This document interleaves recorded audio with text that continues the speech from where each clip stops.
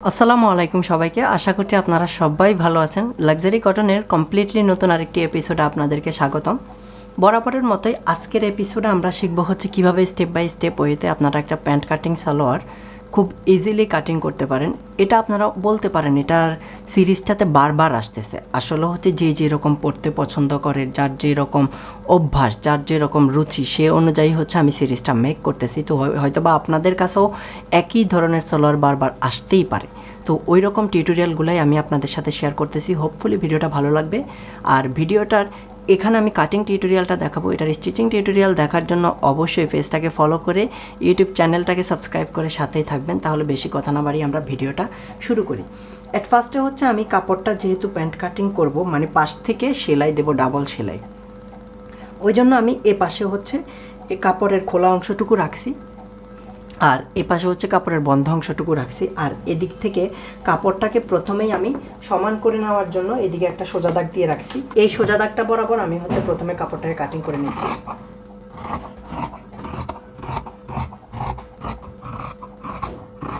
তো আমি কমপ্লিটলি কাপড়টাকে সোজা করে এদিক থেকে কাটিং করে নিলাম। আর এ পাশেও কিন্তু আমি 1/2 ইঞ্চি পরিমাণ একটা দাগ দিয়ে রাখছি, যেটা আপনারা দেখতেছেন। কারণ হচ্ছে এই 1/2 ইঞ্চি পরিমাণ আমি কাটিং করে ফেলে দেবো, এটার ভিতরে হচ্ছে আমার মেজারমেন্টটা হবে। তো প্রথমেই আমি হচ্ছে উপরের দিক থেকে মেজারমেন্টটা স্টার্ট করব। আর সালোয়ারটা কতটুকু লম্বা হবে সেটা আগে মেজারমেন্ট করে নেব। আমার সালোয়ারটা লম্বা হবে 37 ইঞ্চির মতো। তো 37 ইঞ্চির মতো যেহেতু লম্বা হবে, আমি উপরের দিকে ইলাস্টিক দিব। ইলাস্টিকের জন্য প্রথমেই 2 ইঞ্চি পরিমাণ কাপড় আমি এদিকে রেখে দিচ্ছি। প্রথমে এই 2 ইঞ্চি পরিমাণ কাপড় আমি উপরের দিক থেকে রেখে দিলাম। এটা কিন্তু আমার এদিকে ফোল্ডিং হবে, তো ওই জন্য আমি এই কাপড়টাকে মেজারমেন্টে আনবো না, এর নিচ থেকে আমি মেজারমেন্ট নিব। আমার সালোয়ারটা যতটুকু লম্বা সেই মেজারমেন্টটা আমি নিচ থেকে নেব। যেহেতু ফ্রেমের বাইরে চলে যাচ্ছে নিচের দিকে, আমি আপনাদেরকে পরে দেখাবো। সালোয়ারটা লম্বা হচ্ছে 37 ইঞ্চি। মেজারমেন্টটা নেওয়ার পরে আমি উপরের দিকে অবশ্যই কিন্তু এখন কতটুকু আপনি লুজ পড়তে পছন্দ করেন বা যার জন্য আপনি বানাবেন সে কতটুকু লুজ পড়তে পছন্দ করে সেটা মেজারমেন্ট করবেন। আমি এইদিকে যে 1/2 ইঞ্চি পরিমাণ রেখে দিছি, এই 1/2 ইঞ্চি পরিমাণ বাদেই কিন্তু মেজারমেন্টটা করতেছি। এই 1/2 ইঞ্চি পরিমাণ বাদ দিয়ে আমি এদিকে 14 ইঞ্চির মতো প্রথমে একটা মেজারমেন্ট নিচ্ছি। আর এই 14 ইঞ্চি থেকে আমি নিচের দিকে, আমি কিন্তু উপরের 2.5 ইঞ্চি 2 ইঞ্চি পরিমাণ যে কাপড়টা রাখছি এই কাপড়টা থেকে কোনো মেজারমেন্ট নিচ্ছি না, এটা বাদ দিয়েই নিচের দিকে মেজারমেন্টটা নিচ্ছি। তাহলে নিচের দিকে আমি 14 ইঞ্চিতে আরেকটা দাগ দিলাম। এই 14 ইঞ্চি বরাবর আমি একদম স্কেল দিয়ে সোজাভাবে দাগটা টেনে নিলাম। আর এই দিকে যেহেতু আমি 14 ইঞ্চিতে একটা দাগ দিছি, ঠিক এই জায়গাতেও বাড়তি 1/2 ইঞ্চি বাদ রেখে আমি 14 ইঞ্চিতে আরেকটা দাগ দিব। এবার উপর থেকে নিচ পর্যন্ত এই দাগ দুটোটাকে আমি জয়েন্ট করে নিচ্ছি। এই জয়েন্ট করে নেওয়ার পর এইদিকে যেহেতু আমার হাইয়ের মেজারমেন্টটা আসবে, হাইটা আমি ঠিক কতটুকু রাখবো সেটার জন্য মেজারমেন্ট করে নেব। হাইটা আমি বেশি চড়া না, এখানে 16 ইঞ্চির মতো হাই রাখবো, এই 16 ইঞ্চি। আর তার মানে এরপরে আমি এদিকে যে রাউন্ড শেপটা দিব এটা এখানে এসে শেষ হবে। এবার এই 16 ইঞ্চি থেকে আমার এখানে 1/2 ইঞ্চি পরিমাণ হচ্ছে হাইয়ের জন্য সেলাই যাবে। তাহলে এবার আমাকে এই হাইয়ের মেজারমেন্টটা করার জন্য আমি এখানে 1/2 ইঞ্চি যেহেতু সেলাই যাবে, 1/2 ইঞ্চি বাদ রেখে পুরোপুরি হাইয়ের মেজারমেন্টটা করে নিচ্ছি। এখানে প্রায় 15 থেকে কম আসতেছে, বাট আমার আর একটু বেশি দরকার, তো সেটা আমি অবশ্যই এখানে হাইয়ের মাপটাকে আর 1/2 ইঞ্চি নিচে নামাই দিব। তাহলে এটা কমপ্লিটলি সমান সমান হয়ে যাবে। তাহলে এই পর্যন্ত আমার কমপ্লিট মেজারমেন্টটা হয়ে গেল। এবার উপরের দিকটা আমি প্রথমে কাটিং করে নেব। তার আগে আমি পাশটাকেও কাটিং করে নিচ্ছি।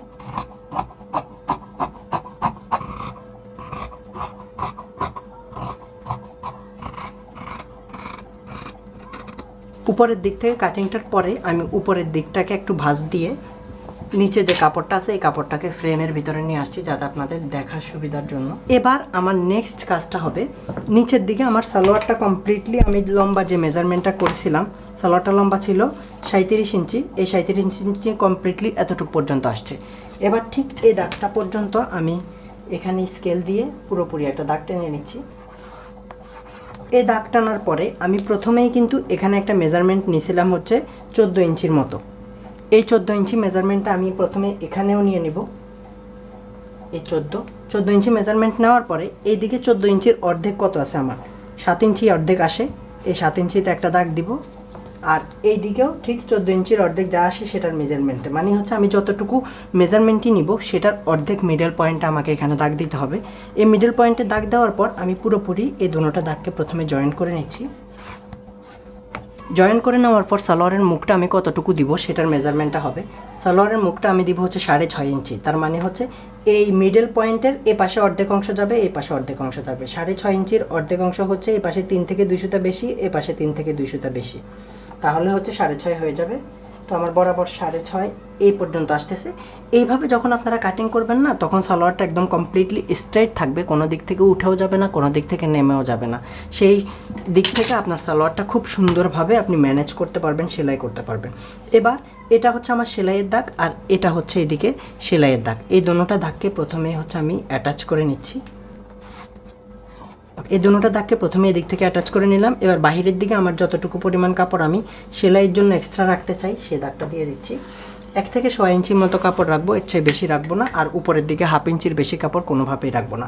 আর নিচের দিক থেকে এ পাশ থেকে বাহিরে যে অংশটা আছে, এ দাগটাকে অবশ্যই আমাকে, দেখুন আমি কিভাবে কাটিংটা করতেছি, সেলটাকে বসিয়ে ঠিক এভাবে আপনারা হচ্ছে দাগটা টেনে নেবেন, তাহলে হচ্ছে কোনো রকম কোনো প্রবলেম কোনো দিকেই থাকবে না। আর আপনি সালোয়ারের মুখে চাইলে জয়েন্ট দিতে পারেন, বাট আমি জয়েন্টটা দিব একটু পরে। তো এদিক থেকে আপনার কাপড়টা ঠিক যতটুকু পরিমাণ, আমি হচ্ছে বাহিরের দিকে এটাকে রাখতেছি, কারণ এদিক থেকে সালোয়ারের মুখটা থেকে উপরের দিকে কিন্তু কাপড়টা আস্তে আস্তে বাড়তেছে। তার মানে আপনি যদি এদিকে তেরসা করে না কাটিং করেন, পরে এদিকে জয়েন্ট দেওয়ার সময় অসুবিধা হবে। তো ওই জন্যই হচ্ছে দুপাশে এটাকে জয়েন্ট করতে হবে। আর এই বর্ডারটা যদি আমি এই কাপড় দিয়েই দিই, অনেক চিকন হয়ে যাবে, এটাতে আমি আর একটু জয়েন্ট দিয়ে দিব, তাহলে এটা মোটা করে দেওয়া যাবে আর কি। এবার এটাকে কাটিং করে নিচ্ছি আমি।